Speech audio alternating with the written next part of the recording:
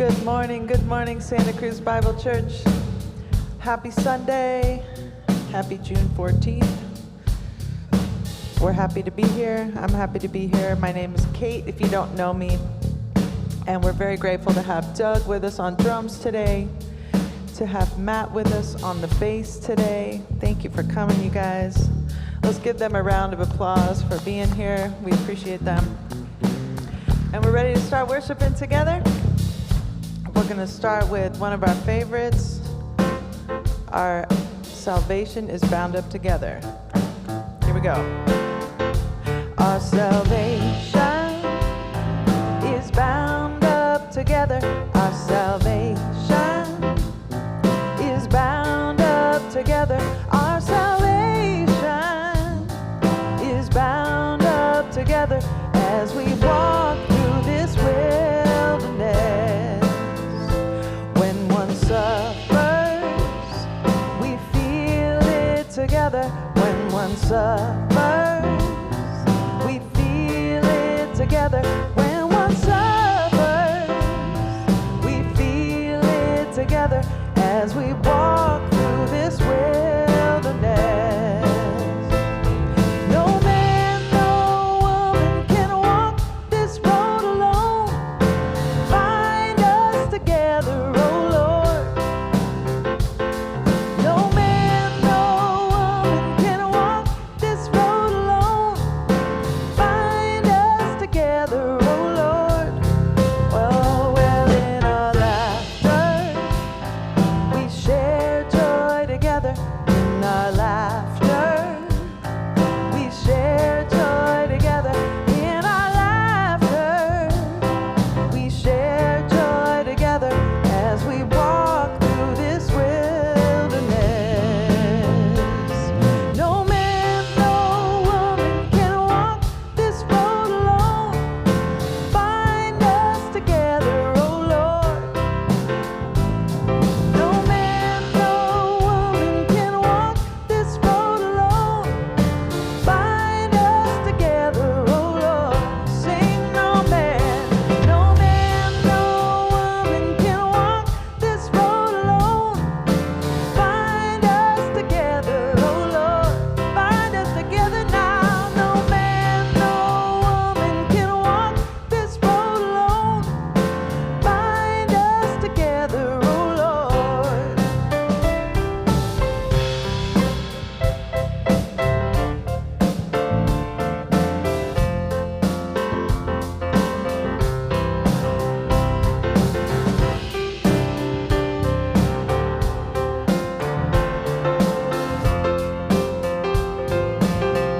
Sing with me. No man, no woman can walk this road alone. Find us together, oh Lord. No man, no woman can walk this road alone. Find us together now. No man, no woman can walk this road alone. Find us together, oh Lord. No man, no woman can walk this road alone. Find us together, oh Lord. Well, sing, our salvation is bound up together. Our salvation is bound up together. Our salvation is bound up together as we walk through this wilderness. As we walk through this wilderness. Amen.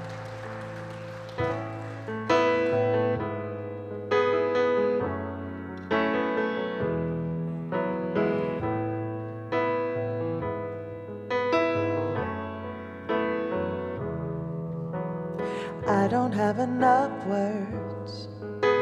I'll never live enough lifetimes to fully know your worth, to know all that you deserve. All of my deceptions, all of my duplicity, is no record. You assume the best of me. Sing, this is why I thank the Lord for saving me when I was weak. So I will sing, this is why I thank the Lord for everything. This is why I thank the Lord. All of my affection, everything I have to give, the sum of my attention is measured in the praise I lift. So this is why I thank the Lord for saving me when I was weak. So I will sing, this is why I thank the Lord for everything. This is how I thank the Lord. Sing with me. This is how I thank the Lord for loving me and keeping me. So I will sing, this is how I thank the Lord for everything. This is how I thank the Lord. And I will sing, I will sing, I will lift my praises to you. I will sing, I will sing, I will lift my praises to you. I will sing, I will sing, I will lift my praises to you. I will sing, I will sing, 'cause this is how I thank the Lord.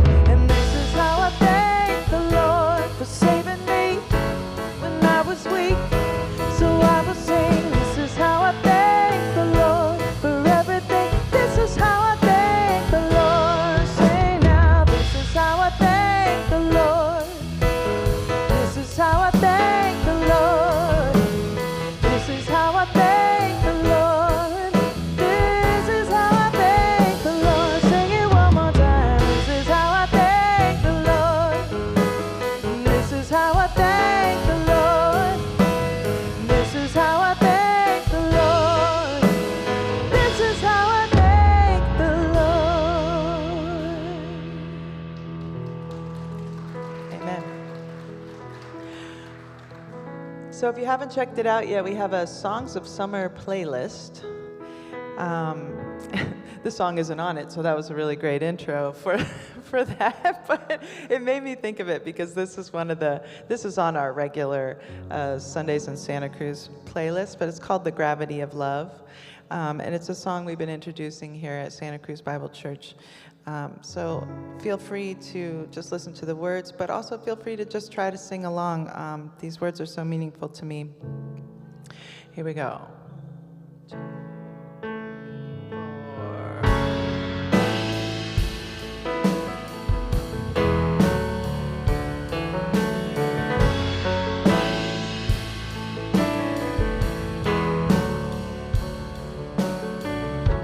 I lift my eyes up to the hills. This my morning song, where my strength comes from. I lift my eyes up to the hills. This my evening song, where my help comes from. This is the gravity of love. Just as the moon follows the sun, you're all around me. You're holding everything. This is the hope of every land. Just as the universe expands, your love is reaching. You're holding everything.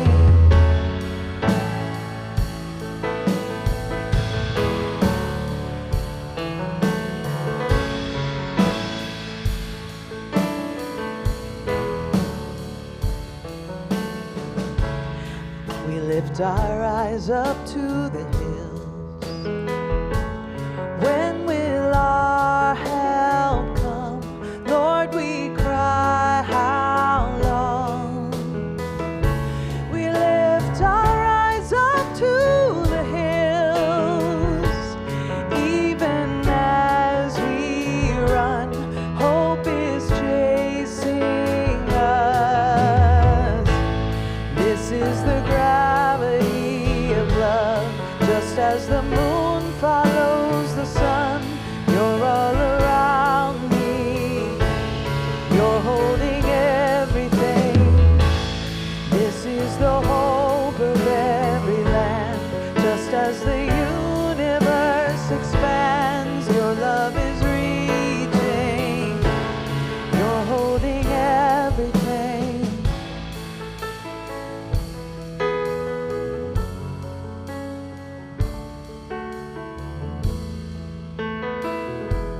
I see infinite stars, one for every human heart.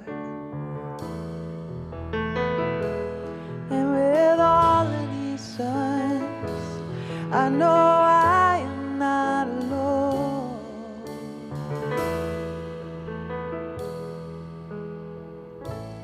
This is the gravity of love. Just as the moon follows the sun, you're all around me. You're holding everything. This is the hope of every land.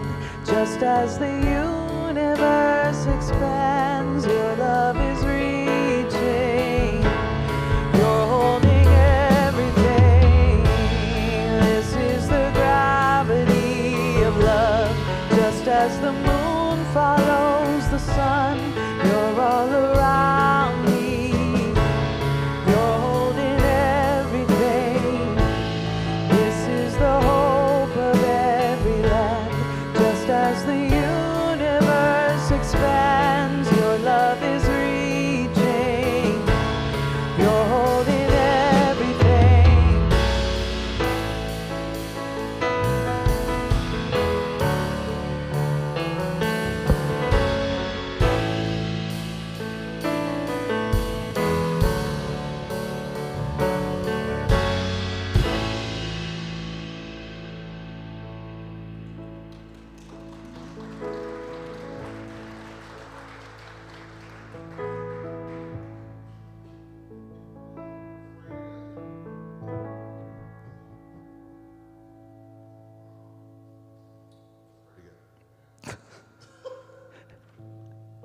There we go.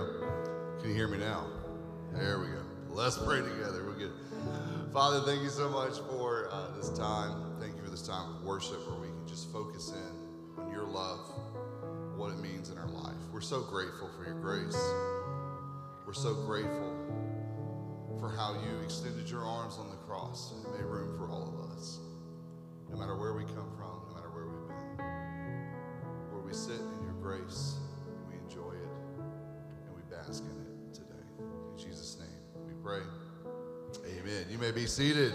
I will get the mic right at some point. Well, as you can tell, it's a summer Sunday here in Santa Cruz, and we're so glad you're with us. Thanks for joining in person, and for those who are joining online and on demand, we're really glad you're with us as well today.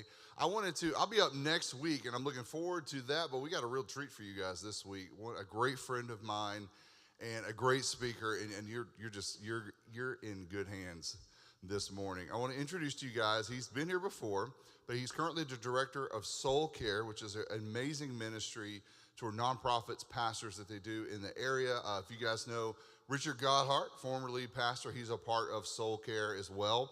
And he's also former pastor at Crosswinds Church in Livermore. And I just want to welcome up. Could you guys give a big, almost embarrassingly thunderous welcome to the wonderful Chris Coley. Let's give it up. Thanks, buddy. Well, hey, good morning, Santa Cruz Bible Church. It is good to be here with you today, and good to be back, and love coming down here. Hoping to spend more time down here as my oldest daughter just got a job at New Brighton Middle School in Capitola. You know where that is? Any of you actually have kids there or anything like that? And she's a speech-language pathologist. It'll be her first real job. And she starts this fall, and so now I have like family in Santa Cruz is the way I think of it. Well, I love that Kate is a songwriter. not just a worship leader and a phenomenal singer, but that she writes songs. And I want to talk this morning about songs and what it is to write songs because, you know, the Psalms, that's what they are. Each one is a song that somebody wrote. Each one has lyrics.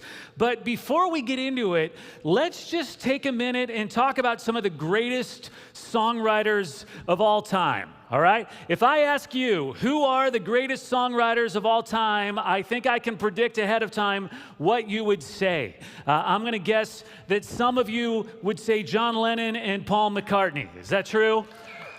I won't go into a list of Beatles songs that they wrote together, but an amazing catalog, an entire catalog of amazing music. I'm going to guess some of you would say Simon and Garfunkel.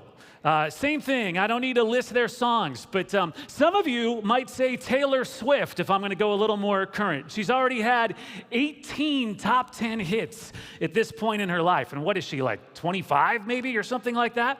Some of you would look to Motown, maybe mention Smokey Robinson. Some of you might say Stevie Wonder, Carole King, Bob Dylan, all names of classic, historic at this point, songwriters.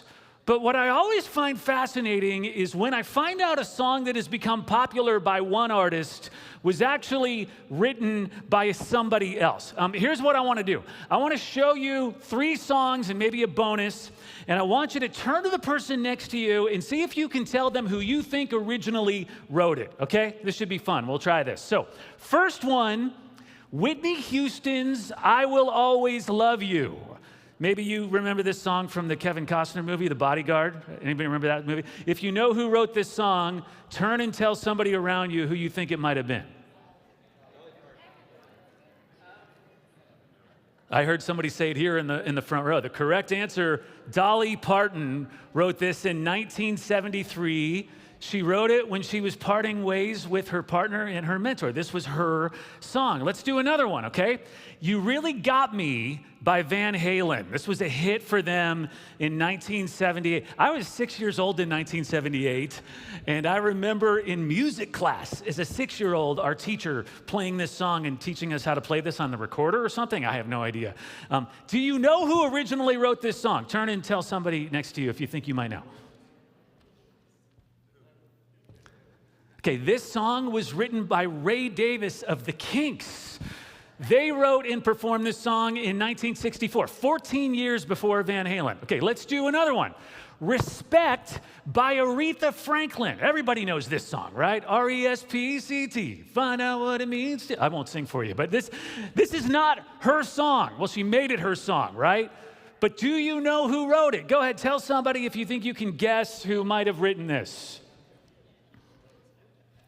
This song was written and recorded by Otis Redding 2 years earlier, which is just bizarre. Like, if you have time today when you go home, go online and listen to his version. It is totally different than this.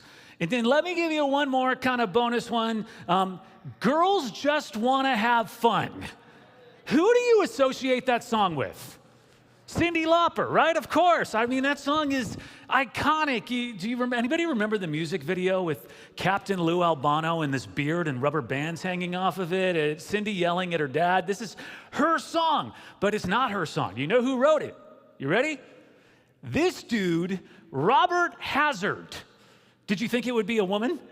He wrote this song in 1979 on a demo. Well, here is why I bring it all up, and here's why I'm talking about this morning. What I find incredibly interesting is that, biblically speaking, you are a songwriter.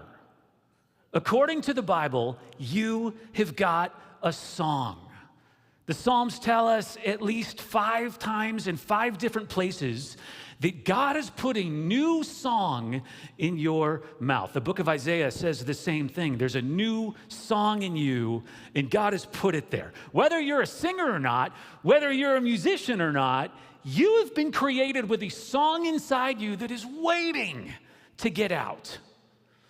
Now, do I need to say, metaphorically speaking? Some of you, if you're tone deaf, don't take what I'm saying quite so literally, but for metaphorical purposes today, you've got a song. Now, here's a question. If you've got a song in you, what is your song about? You might think that yours is about experiences. You might think it's about your past. Yours is about your relationships. Maybe it's about where you've seen God come through for you, deliver you. Maybe you think your song is a song of regret. Some of the best songs are songs about regret. There are so many things that your song could be about. And then here's another question. What kind of song is it? Like, what kind of music? Is yours a country song about your pickup truck and a red Solo cup? Is it a dance song, like dance music? Is it worship, like what the band leads us in on Sunday mornings? Is it punk rock, like there's some anger in your song? Those are the questions you might ask when I tell you you've got a song in you. And the fact is, you might have many songs. A song about your past, another one about your future. But one song that I know you have, we know you have, according to the Bible, when God begins doing any kind of work in your life, you have a song of joy. A new song, a different song, a song of joy. So, you are a songwriter. You've got a unique song to you, a song, but I got one more question for you this morning. Is it possible for someone to steal that song from you?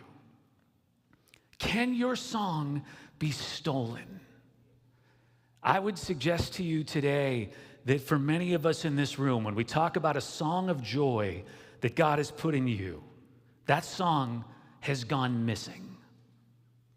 It's like something stepped into our lives when we weren't looking and stole the song away. And we're going to look at that today. I want to show you this, a psalm about a song gone missing from someone, Psalm 137. But before we look at it together, let's just talk about this idea for a second. How do you know when your song has been stolen? Some of you, right away, when I suggested that happens, you perked up and you thought, oh, I think that's me. I feel like a part of me that once was there is missing, and you are self-aware enough, you can trace it back to an experience you had or a person or something happening in your life that took it away, and things have not been the same since. But others of you, maybe you're not so sure. So let me tell you how you know. It can happen in a phone call. It can happen when you open up an email. You know it happened when you find it hard to smile, when you wake up cranky and that feeling does not go away, when you don't have fun anymore, when you have to keep yourself so busy so that you're not preoccupied with what's missing, when you're around tons of people but you somehow still feel lonely. It is when you lose your sense of home. I'm not talking about happiness or everything always going right. I'm saying when you've lost your joy. When you have lost your joy, this is how you know your song has been stolen. This is what it feels like when you lose the thing that we're talking about today. And if you're someone who's feeling a little bit like some of that joy has been lost, or maybe a whole lot of it has been lost, then this psalm we're going to look at is for you. Let's get into it today by reading it together. We'll put it up on the screens. And I'll just tell you before we read it, this is a dark psalm. I've not heard many sermons preached out of this psalm. In fact, I'm pretty sure I've heard no sermons preached out of this psalm. And there's a reason, because the final verse of this psalm is rough. And we will not avoid the very tough final verse of this psalm. We're going to talk about it today, but I just want to ask you, hang with me, because I think sometimes the reason pastors don't preach this psalm is they're afraid that when you get to the last verse, you will get up and walk out. So just hang with me and we'll make sense of it as we get to it, all right? So now that I've made this way more dramatic than it needs to be, Psalm 137, take a look. By the rivers of Babylon, we sat and wept when we remembered Zion. There on the poplars, we hung our harps. For there our captors asked us for our songs. Our tormentors demanded songs of joy.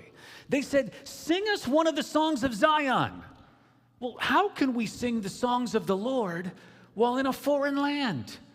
If I forget you, Jerusalem, may my right hand forget its skill.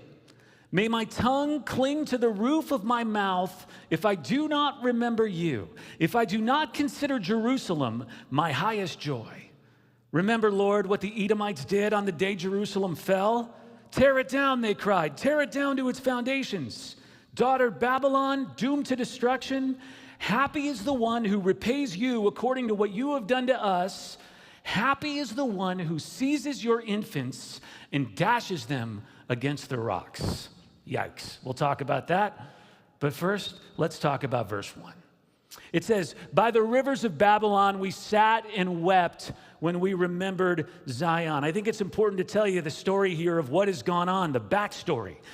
This psalm is written in past tense. It's somebody who's looking back to an earlier point in their life, and they're looking back at a time when God's people were all in exile. The story is that God's people had been captured. There had been a war with the Babylonians. Their holy city, Jerusalem, destroyed, including their temple, everything that their lives revolved around. Many people were killed in this war. And those who had survived were taken hostage and moved to Babylon. Essentially, they became POWs, prisoners of war, and they were moved to a new place very far from home. This remnant of people who survived the destruction would be taken to Babylon, where they would be prisoners for 70 years. Not 6 months till the war was over. Not 10 years till Chuck Norris could come in and rescue them. That's a little movie reference for you children of the 80s like me. But 70 years as POWs. 70. Now, one thing you've got to know to understand this psalm is that in their case, God lets this happen. I'm sure you've talked before about whether or not God causes bad things to happen to people. I tend to believe there's a lot of reasons bad things happen, and typically I think it's not always fair to blame God, blame me, blame you, blame Satan, but God. But this time in this history with these people, God knew this was going to happen, and he let it happen. Why? Well, his people had been incredibly disobedient. They've turned against him, and so he's allowed this for them. And he even tells them, this is going to happen. He says, you're going to get captured, and everything we've built together is going to be destroyed, and I'm not going to be there for you this time. But then he says this. This just shows how loving and forgiving he is. At the end of 70 years, I'm going to come rescue you.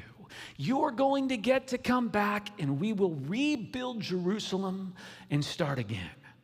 So, what we're reading right now in Psalm 137 is from a person who has gotten to go back home. Because remember, past tense, the 70 years are up, he's home, but he's remembering what it was like to be a POW. It's like he's writing the song he would have written. Could he have written a song back then? In that very first line, verse 1, he says, by the rivers of Babylon we sat and we wept when we remembered Zion. Zion's a reference to Jerusalem. And what he's saying here is we were homesick. We sat and we wept when we thought about where we could not be, the place where we grew up, lived, and worshiped our God. Now, I don't know about you, but I read that line and I get this picture of a beautiful river, the rivers of Babylon. That sounds so wonderful, doesn't it? And I think about just this relaxing life, sitting under a tree, ukulele in my hands, maybe lying in a hammock. But remember, these are prisoners of war. Here, let me give you a little bit of geography. Jerusalem was in a hilly, kind of mountainous area. I mean, it's in the middle of these mountains. It nestles in the middle, but it's gorgeous scenery, and the land is blessed with springs, and it's got even forests in it. This is what they're remembering. But where are they? Where are they? Babylon, which is what we now know of in our modern world as Iraq. It was a flat land, a plain, not mountains like their home, but plains with two main rivers, the Tigris and the Euphrates. But in the summer, it was hot and dry. It was like desert. Again, very different than home. Now, here's why this matters. When he says, I sat by the river and cried, it's unlikely that this is a leisurely, relaxed sit out by the swimming hole.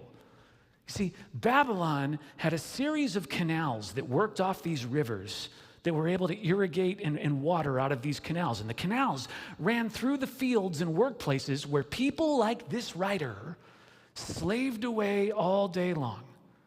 And in fact, some believe that the Jews were forced to help dig those canals, and that this psalm is written by a person who is sitting by a canal that he has been digging. And so, here, this is not a guy with toes in the water, butt in the sand, not a worry in the world, cold beer in his hand. Got to be a country song, right? This is a guy who's been working with his fellow prisoners. Somehow their captors give them a break for a few minutes, and he's sitting next to a canal that he has been digging, and he is missing life back home. A very different picture than the glorious sounding rivers of Babylon. Verse 2, there on the poplars we hung our harps. For there our captors asked us for songs. Our tormentors demanded songs of joy. They said, sing us one of the songs of Zion. Okay, real quick. This verse gives us a clue as to who this person is. Verse 2 says, we hung our harps. Who would have had harps? Harps, back in Jerusalem, the people who always had harps would have been the temple musicians. They were people whose job it was to play music, songs of praise and joy to God in the temple every day. And now they are in captivity in Babylon, and here's what he says. We hung up our harps. We don't play music anymore. It's the same thing an ice skater says when they say, I hung up my skates, or a boxer might say, I hung up my gloves. They hung up their harps. Now that they're prisoners, they sing no more. They make music no more. Verse 3 says, we hung up our harps, but it didn't matter because our captors asked us for songs anyway. Our tormentors demanded songs of joy. See, their captors knew that these were temple musicians, and they said, entertain us. Do that thing you guys do that make everybody so happy. Cheer up. You're on a break from digging. Sing some songs of joy. Sing one of the songs of Zion. Now, just so you get this, we don't know if that's sincere, that they wish that these temple musicians would cheer up a bit, because maybe they'll work harder if they're happy. Or maybe they're asking because they think their music sounds funny. Or these lyrics about their God and how great he is are ridiculous now that these people have been captured. They're taunting them by asking them to sing these songs. Whatever it is driving the iron deeper, right? It is painful that they're being demanded to sing the songs of joy so far away from their home. So look at what they say, verse 4. How can we sing the songs of the Lord while in a foreign land? They say, we can't sing, especially the songs you're asking us to sing, because our song is missing. We've hung up our harps. Something has stolen our song. Now, I just want to hang in this for a second, because if you're here today and you've lost some joy, I want you to see the very first thing they do in this moment where they've been asked to sing, these temple musicians who used to do this every day, they acknowledge how hard it is to sing. They don't get their harps down and make music. They admit that they are not in the mood for singing, that their song is missing. Okay, this is counterintuitive, because do you know what we do when our joy is stolen? Some of us, we fake it. We sugarcoat it. We pretend. We even have a saying for this, fake it till you make it, right? We're not honest and real about the hurts and the pain and the thing that is missing. And I think for God to give us our song back, I think one of the things we have to do, we've got to be honest about our feelings, opening up our heart, but transparent about our emotions. We've got to be honest about our frustrations. That's what's coming out in this psalm that he's writing. Another is our fears. Like when we admit our fears and we share them and we verbalize them, they lose their power, some of them. But maybe the most significant thing we've got to be honest about, and this is the toughest one, it's our faults and our failures. And when this psalmist writes, how can we sing in a foreign land? That is a confession I put myself far away from home with my actions, and my guilt that I feel over that has taken away my joy. Okay, this is really important. I want to make sure we don't miss this. Remember what I told you. God's people were in exile because of choices they made. And part of what they're doing when they refuse to sing these songs of joy, they're refusing to sing songs that they feel like they don't deserve to sing anymore. Let me stop there. Just because you're in captivity, that doesn't take away your song. The psalmist didn't lose his song, hang up his harp, because he was in exile and he couldn't live free anymore. He hung it up because he felt tremendous guilt over what he had done, who he had been, him and his whole nation. And here is what this means. Guess who the person is that steals your song? Guess who's got all the power to do that? It's you. Later in the New Testament, we read of this time that the Apostle Paul and Silas are put in prison for preaching about Jesus to people. And they get put in the stocks and the prison doors are shut. And we read that Paul and Silas start singing hymns and songs of joy. And the prisoners hear this and they keep singing. And all of a sudden, an earthquake comes and opens up the jail door and frees them from their chains. And they can go free, but they don't. They stay and they tell their jailer about Jesus, and he and his whole family become believers. But what I want you to know, jail, prison, captivity, those are not the things that steal your joy. It's not the thing that takes away your song. Think of all the old spirituals written by slaves during American slavery, people captive to their owners. Your song does not get stolen by somebody else, no matter how involved in persecuting you they may be. Usually, our song gets stolen because of guilt and shame we feel over our part in sin. And this is huge. If you're not experiencing joy like you once were, is it possible that some of that is coming out of some feelings you have about some things you've done or been doing, are doing, that have made you feel less than pure? Now, that's all of us. All of us. Who doesn't have faults and failures? But can I tell you the reason that we can have joy as a room full of imperfect sinners? It's because we confess those things to God, and He is faithful and just to forgive us. And we confess to others when we've wronged them. And when we do that, joy comes out of the forgiveness we receive, because the darkness and the pressure and the guilt that comes with sin is released. Jesus takes that away. If your joy is missing and your song has been stolen, would you own up to it? Would you be honest about that? Honest with yourself? Honest with somebody else? And would you be willing to look and see if there's something going on in your life that has been stealing it away?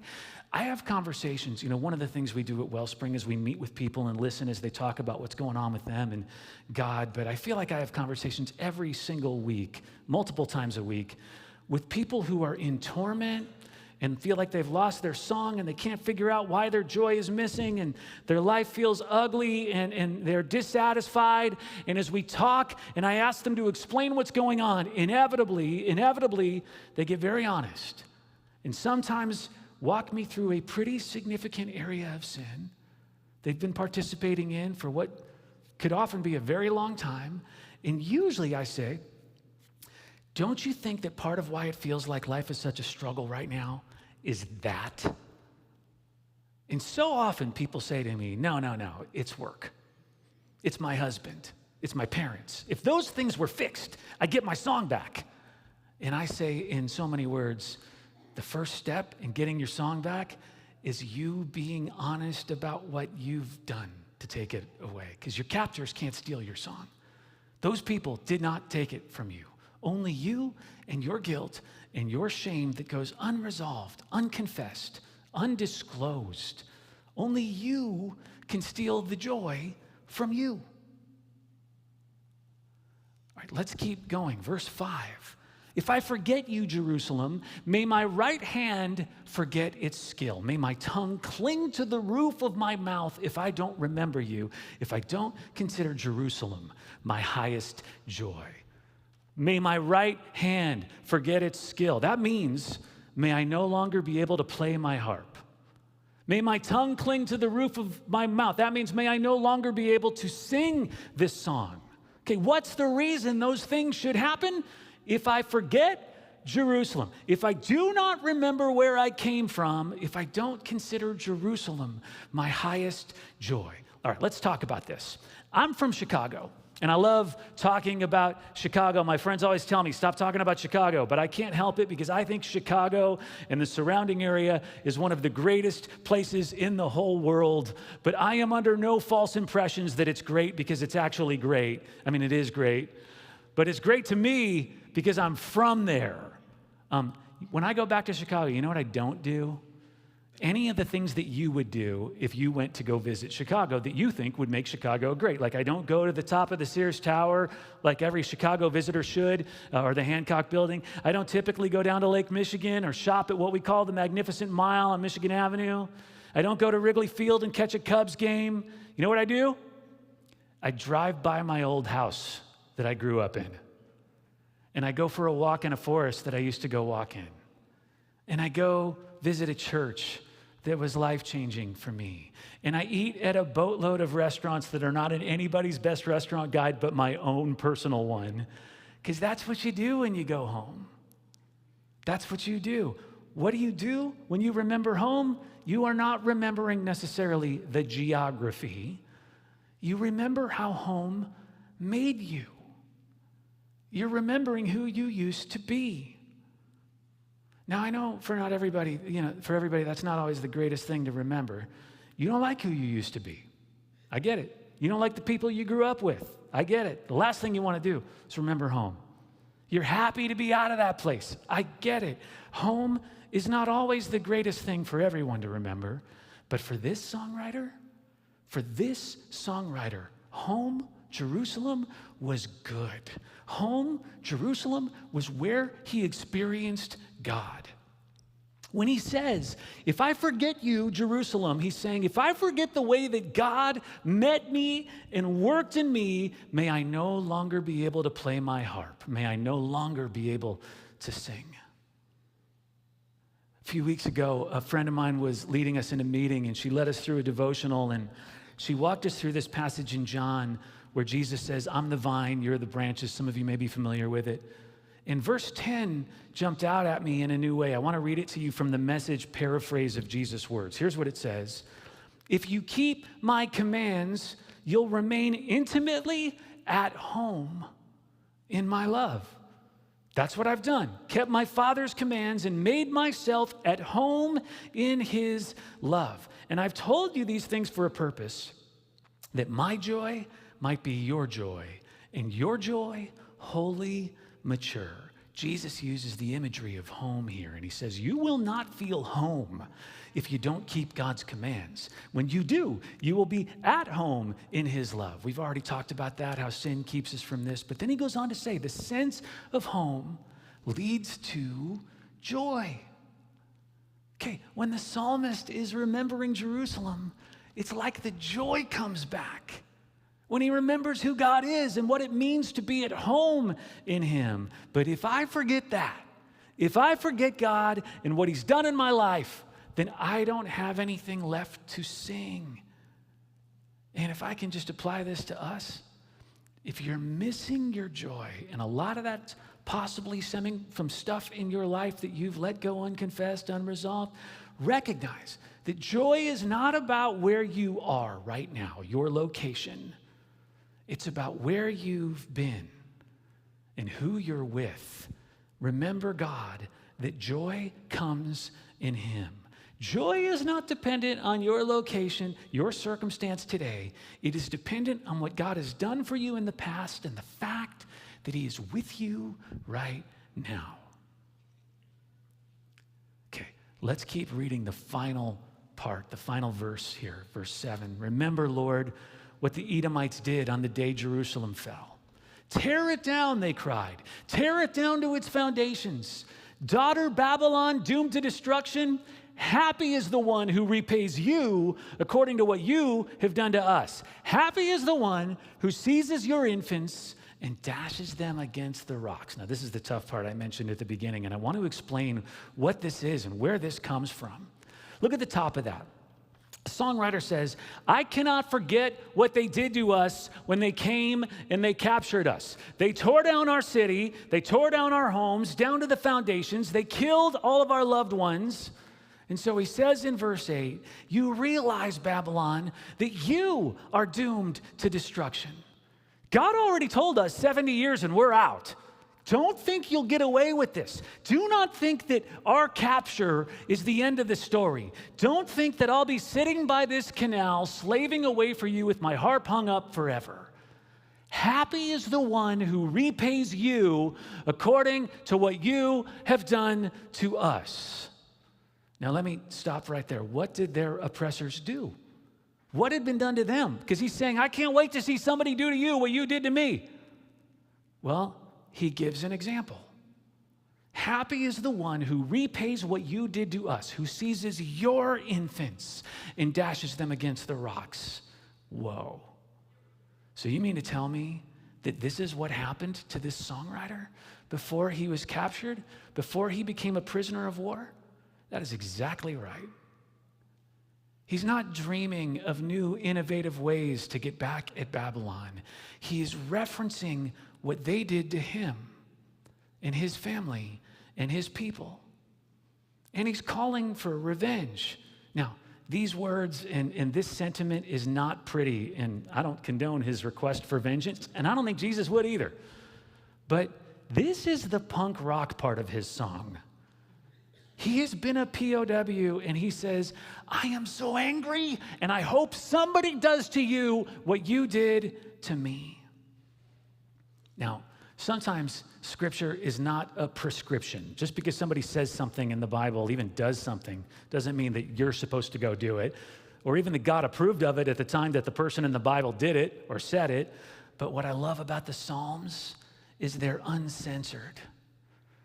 God does not deliver us this song in a sanitized, whitewashed, family-friendly version. He gives us the full, explicit lyrics version. It should have a parental advisory on it. And there's a reason God does that. There's a reason, because he wants us to see that even in this kind of exile, when your song is missing, there is hope for the future, that God will come in and save the day. This song does not end with a guy who's in captivity, away from home, and away from God forever. It ends with a lyric of hope and restoration. And I want to encourage you who sit here today, maybe feeling like your joy has been lost and things are not what they once were, and you're just feeling very far from this kind of home with God, home living in his love. I just want to encourage you in the place you are right now. Remember, there is hope for the future. Sometimes the best songs are songs about the future and God saving the day. Kate is going to come back out here and close this time in our service, this part of our service. But before she does that, I want to just ask you to bow your heads with me. Would you do that? I just want to lead us in a moment of prayer, because maybe there's been something that has been going on in your life that has stolen your song. And this morning, you are recognizing, when I say that, I mean you're being self-aware enough, humble enough to notice that it's you. That there's no one powerful enough to take that away but you. And we'll pray in a moment that you get it back. But before we do, we know that it begins with confession.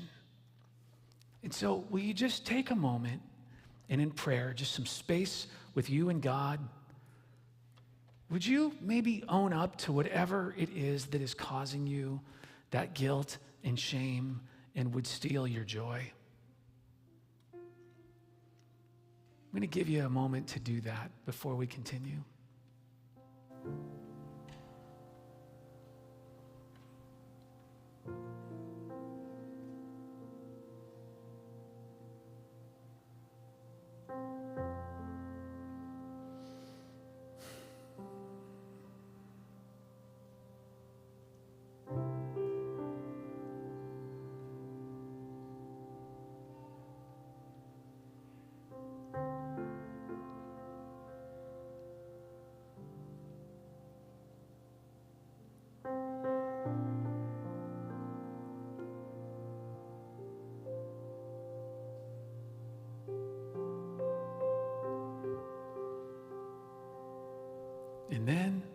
would you acknowledge with me that God is your home?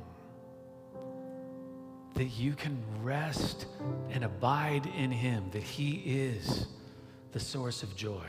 It's not your circumstance that brings you joy. It's not your location in this life. Joy doesn't come because everything's going great. The world is always wonderful. Joy comes from remembering what it is to be at home in his love. And would you take a moment right now and tell him that you want that? That wherever your current circumstance finds you, you want to be at home in him.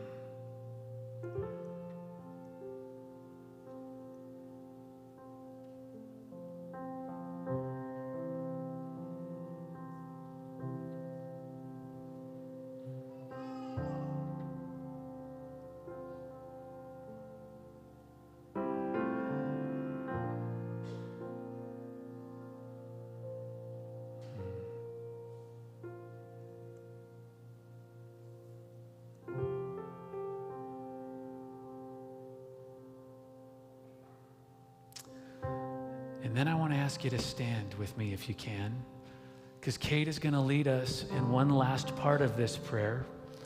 Kate, would you lead us expressing our hope? Our hope for the future is in him.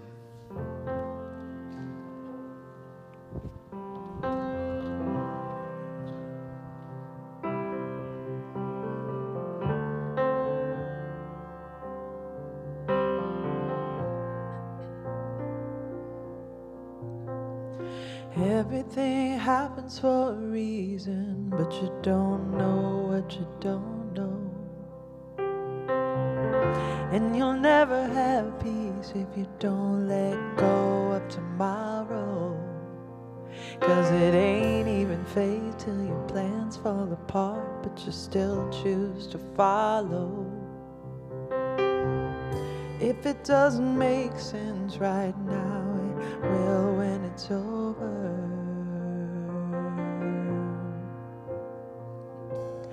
There will be joy in the morning. There will be joy in the morning. If it's not good, then he's not done. No, he's not done with it yet. There will be joy in the morning. Giving in to your feelings is like drowning in the shallow. Oh, you gotta keep believing, even in the middle of the unknown. 'Cause grace will be there when you come to the end of your rope and you let go. It may feel like you're going down now, but the story isn't over. Sing, there will be joy in the morning. There will be joy in the morning. If it's not good, then he's not done. No, he's not done with it yet. There will be joy in the morning. If it's not good, then he's not done. No, he's not done with it yet. If it's not good, then he's not done. No, he's not done with it yet. Do you believe it? If it's not good, then he's not done. No, he's not done with it yet. If it's not good, then he's not done. No, he's not done with it yet. There will be joy in the morning. There will be joy in the morning.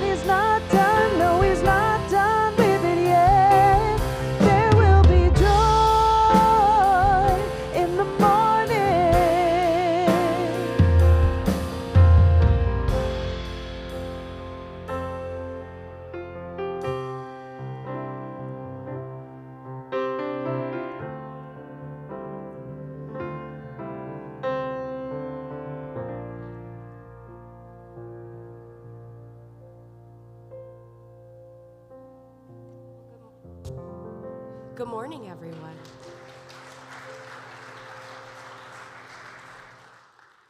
Wow, what a beautiful service. Thank you, everyone, for joining us this morning. A big thank you to Pastor Chris. We really appreciate that you came out.